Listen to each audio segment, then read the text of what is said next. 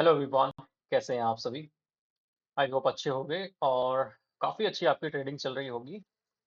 अब हम डिस्कस करेंगे कल के इंट्राडे सेशंस में किस तरीके से हम हमारी ट्रेड्स को प्लान कर सकते हैं, किस तरीके से मार्केट बिहेवियर रह सकता है, क्या-क्या पॉसिबिलिटीज़ हमें कल की मार्केट वो में देखने को मिल सकती हैं, वो सारी चीज़ें हम एक-एक करके डिस्कस करेंगे। लेकिन उससे पहले एक SEBI disclaimer that I'm not a SEBI registered advisor. The content shared on this channel, community, or anywhere provided by me or by the VS Trades are just for educational and for informational purposes. Whatever the information I'm providing in my videos or in my shorts or any type of anywhere, whatever the information I'm providing should not be considered as an investment or the trading advice. You should consult your financial advisor before making any investments or any trading decisions. Whatever I am going to discuss in this today's market analysis session of the Nifty 50 is purely for educational and information purpose. मैं कहीं भी आपको ये राय या फिर ये advice नहीं दे रहा हूं कि आपको यहाँ पे खरीदना है, यहाँ पे बेचना है या फिर कोई भी इन्वेस्टमेंट की एडवाइस। कोई भी ट्रेड एग्जीक्यूट करने से पहले, किसी भी पोजीशन में जाने से पहले, कहीं भी इन्वेस्टमेंट करने से पहले अपने फाइनेंशियल एडवाइजर को जरूर कंसल्ट करें। Thank you so much. My name is Virender Singh. I have more than 5 years of experience in the stock market and in the options trading as well as in the crypto market. इस channel को बनाने के पीछे का जो मकसद है, जो मेरा मोटिव है, वो सिर्फ इतना है कि जो मैंने सीखा है, वो मैं ऑडियंस तक पहुंचा सकूं और जो लोग जो साथी भी मेरे साथ जुड़ेंगे उन सभी को मैं अपनी लर्निंग्स की हेल्प से थोड़ा सा गाइड कर सकूं, सही डिसीजंस लेने में उनकी हेल्प कर सकूं जिससे कि आप गलत डिसीजन लेने से बचें। राइट। तो अगर हम कल की बात करें, जब हम कल हमारी ट्रेड्स को प्लान कर रहे थे और जब हम डिस्कस कर रहे थे तो मैंने आपको कुछ ऐसा सिनेरियो बताया था जब हम डेली टाइम फ्रेम पे थे और कल हम जब ये जो इनडिसीजन कैंडल थी हम इसका डिस्कशन कर रहे थे तो मैंने आपको बोला था कि एक इनडिसीजन कैंडल जब बनती है तो उसका हाई और उसका लो बहुत इंपॉर्टेंट होता है नेक्स्ट डे के सेशन के लिए। एंड इंडिया विक्स अगर आप देखेंगे तो आज इंडिया विक्स जो है वो हमारी कहीं ना कहीं -1% टू +1% के बीच में रही है। याद रखिएगा जब भी इंडिया विक्स कुछ ऐसा आपको शो करता है अपना, उसका जो इंडिया विक्स का जो पोजीशन होती है अगर वो इस तरीके की शो होती है कि 0% से -1% और +1% तक, तो हमें मैक्सिमम टाइम्स मार्केट के अंदर साइडवेज स्ट्रक्चर देखने को मिलता है जो कि आज की मार्केट में भी हमें देखने को मिला।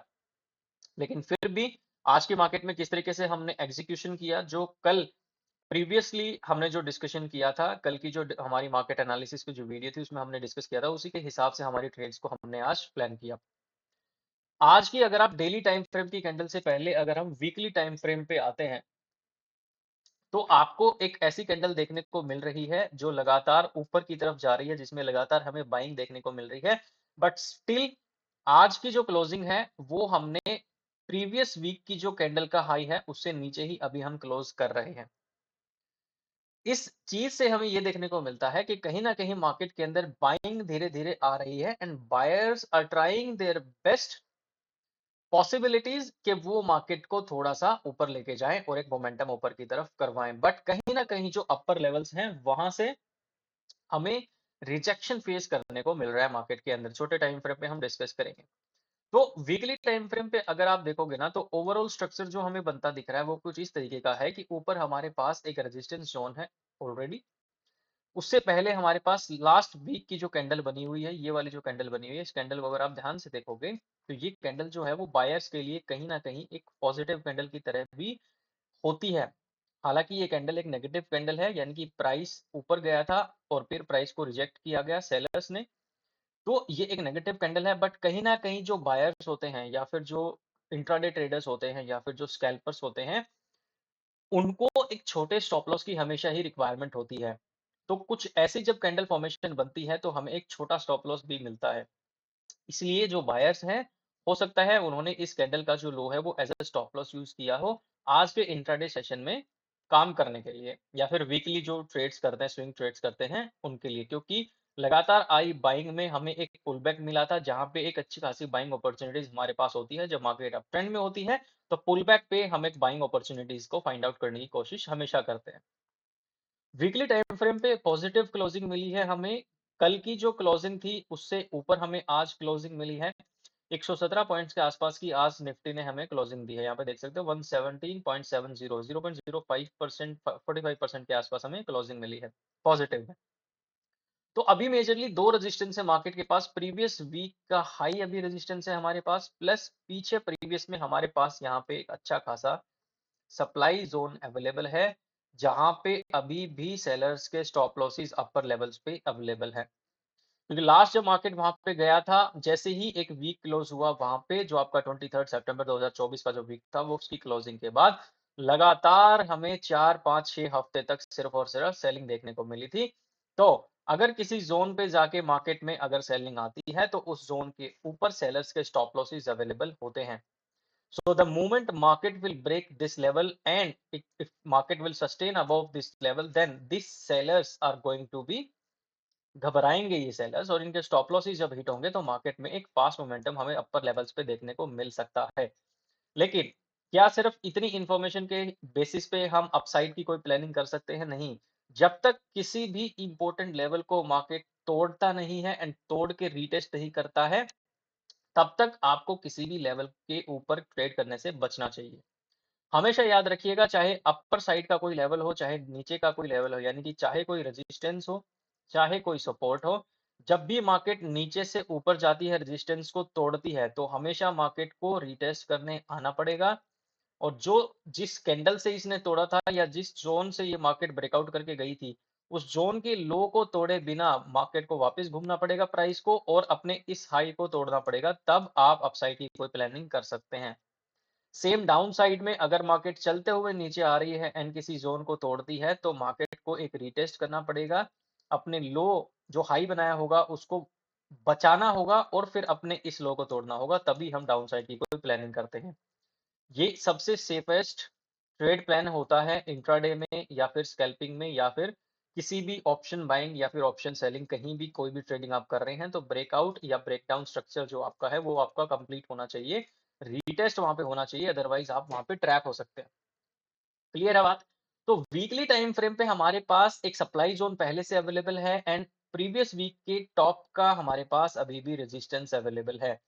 तो अभी 2 दिन हमारे पास बचे हैं इस वीकली कैंडल को क्लोज होने में। हमें देखना है किस तरीके का प्राइस एक्शन बनता है।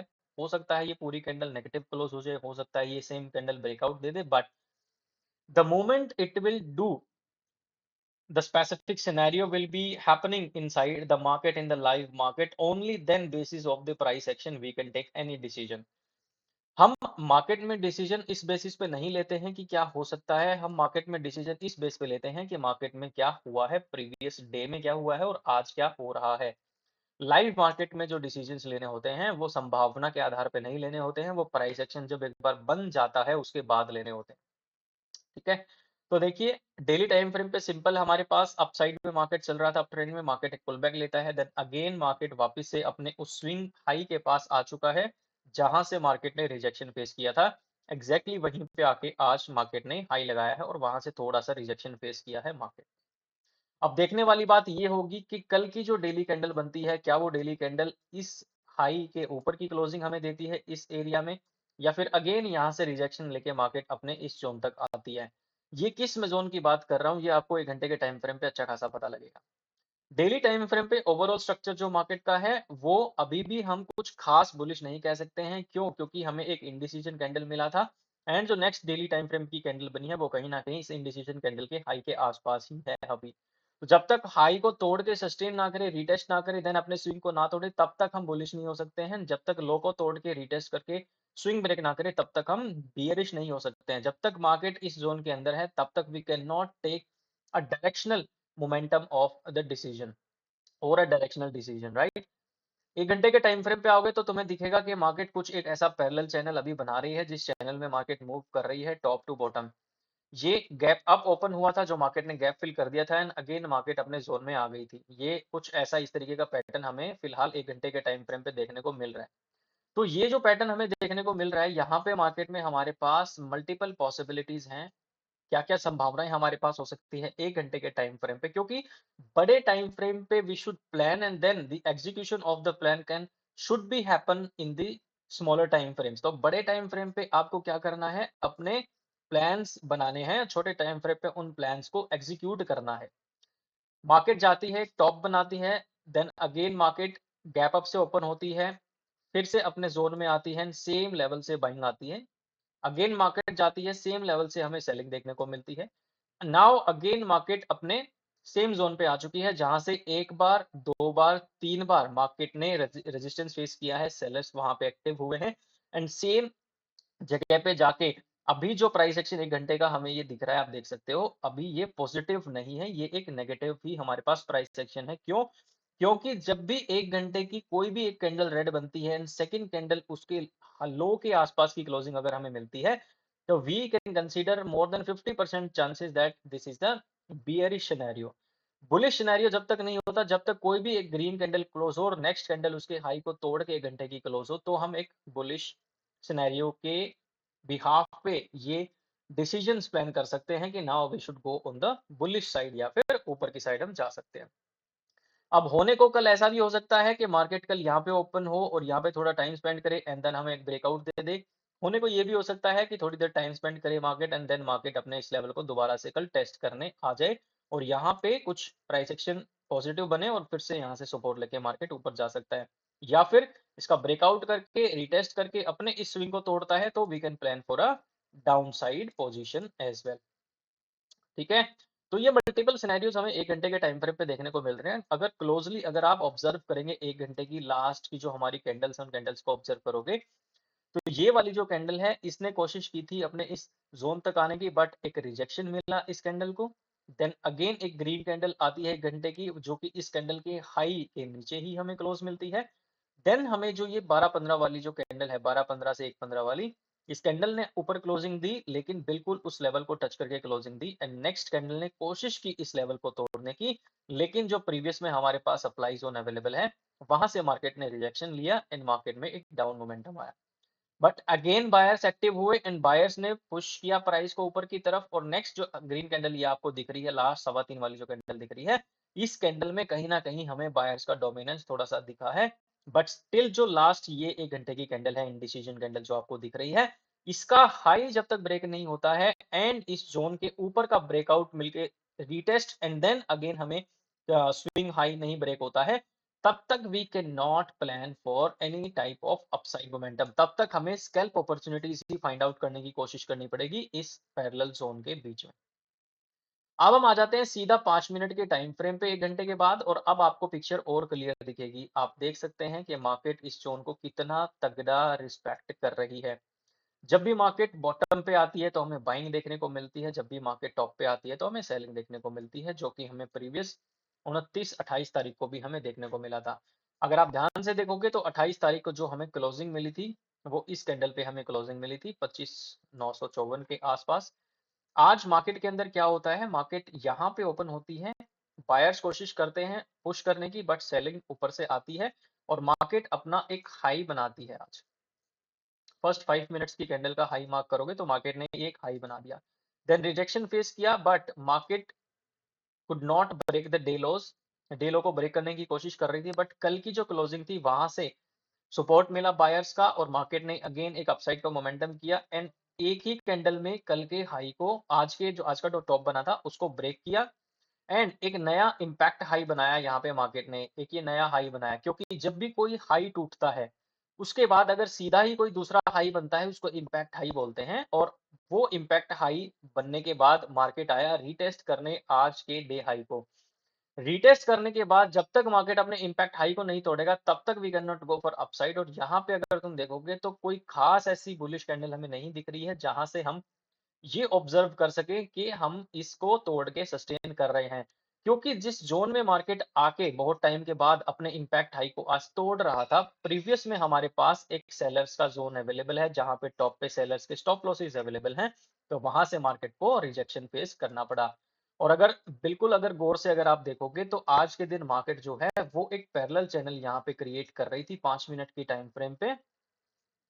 ये देखिए आप, ये एक पैरेलल चैनल क्रिएट कर रही थी, और जैसे ही इस पैरेलल चैनल का ब्रेकआउट आके एक रीटेस्ट आता है, जैसे ही इसका ब्रेकडाउन आया एक रीटेस्ट आया, और जैसे ही अपने इस लो को मार्केट ने तोड़ा था, हमने सिंपली यहाँ पे टॉप में जो हमारे पास सेलिंग जोन था उससे यहाँ तक का हमारा स्टॉप लॉस था एंड आज का जो डे लो था वहां तक का हमारा टारगेट था। बट मार्केट यहाँ से जब मार्केट ने सपोर्ट लेना शुरू किया था, इस स्विंग से सपोर्ट लेना शुरू किया था, तो हमने एग्जिट कर दिया था और अपने प्रॉफिट्स को बुक कर लिया था। देन अगेन मार्केट रिवर्स कर गया था और वापस से मार्केट उसी जोन में जाने की कोशिश कर रहा है जिस जोन में मार्केट ने पहले भी बहुत टाइम तक आज कंसोलिडेशन किया था और टाइम स्पेंड किया था। अब देखने की बात कल ये होगी कि 5 मिनट के टाइम फ्रेम पे मॉर्निंग में ओपनिंग अगर हमें गैप अप मिल जाती है, तीनों सिनेरियोज हम डिस्कस कर लेते हैं। First possible scenario can be market will give a gap up opening. Second, market can give a flat opening और market can give a gap down opening. तो तीनों सिनेरियोज में मैं अपनी ट्रेड को किस तरीके से प्लान करने वाला हूं वो मैं सिंपल आपको बता देता हूं। अगर मार्केट फ्लैट ओपन होती है इस जोन में, तो जब तक मार्केट अपने आज के डे हाई को और इस स्विंग लो को ब्रेक नहीं करती है, तब तक ये वाला जो जोन होगा ये मेरे लिए एक नो ट्रेडिंग जोन होगा जिसके अंदर मैं कोई भी ट्रेड प्लान नहीं करूंगा। मैं वेट करूंगा इस लेवल को मार्केट ब्रेक करे, सस्टेन करे, उसके बाद मैं कोई डाउनसाइड या फिर अपसाइड की प्लानिंग कर सकता हूं। ये हो गया फ्लैट के लिए सिनेरियो।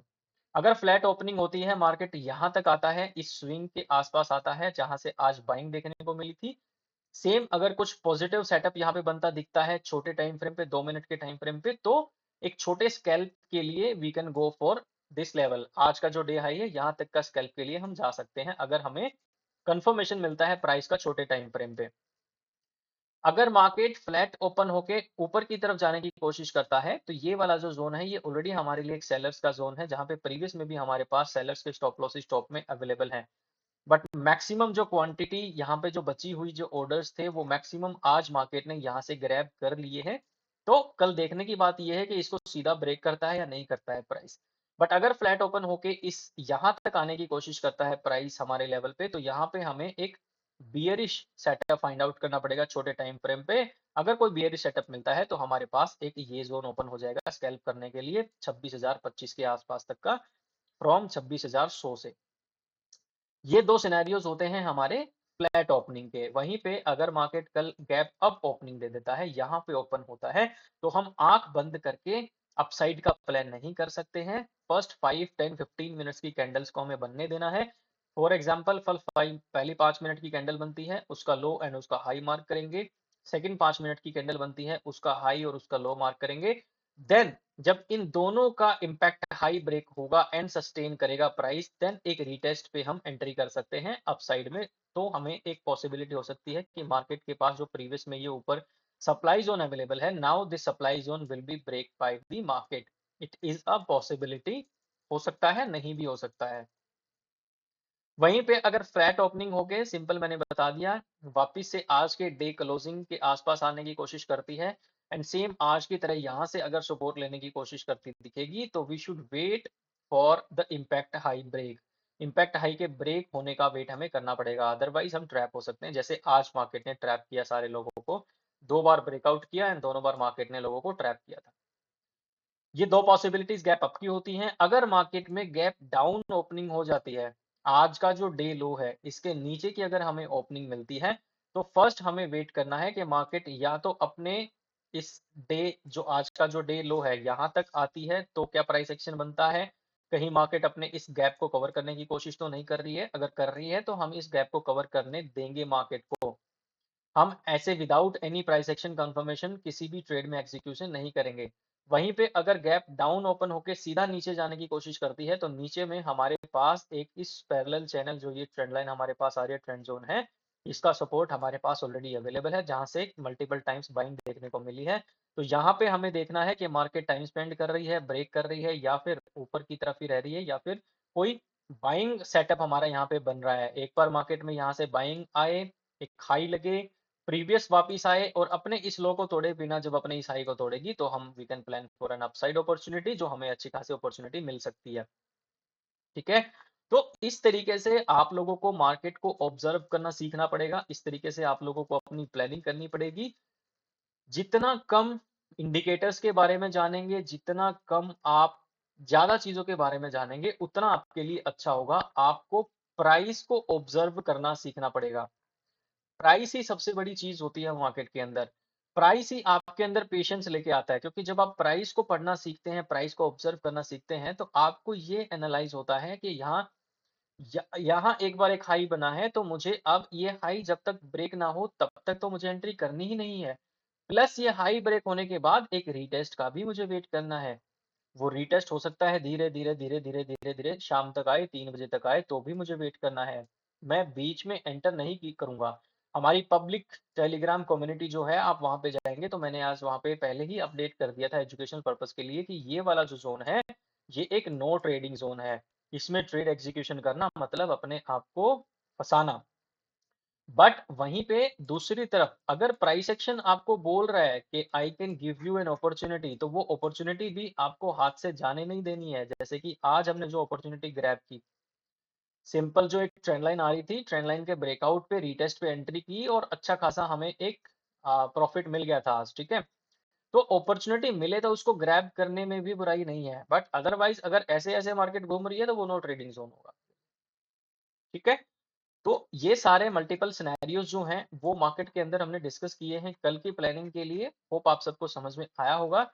एंड चैनल को सब्सक्राइब करना, वीडियो को लाइक जरूर करना। कोई भी क्वेश्चन है, कोई भी सजेशन है, वेलकम है आपका कमेंट सेक्शन में, हमेशा ओपन रहेगा। आप कमेंट कर सकते हैं and I will try to reply each and every comment as I did in the last video as well. जो भी कमेंट्स आए थे सबका रिप्लाई मैंने किया है। Even I will get 1000 comments, I will try to reply all the 1000 comments. So thank you so much. Whether this side will meet tomorrow in the live market and we'll see what type of price actions will be coming in front of us in the market and we'll try to close the next day as well in the green color. Thank you so much. Bye bye. Take care.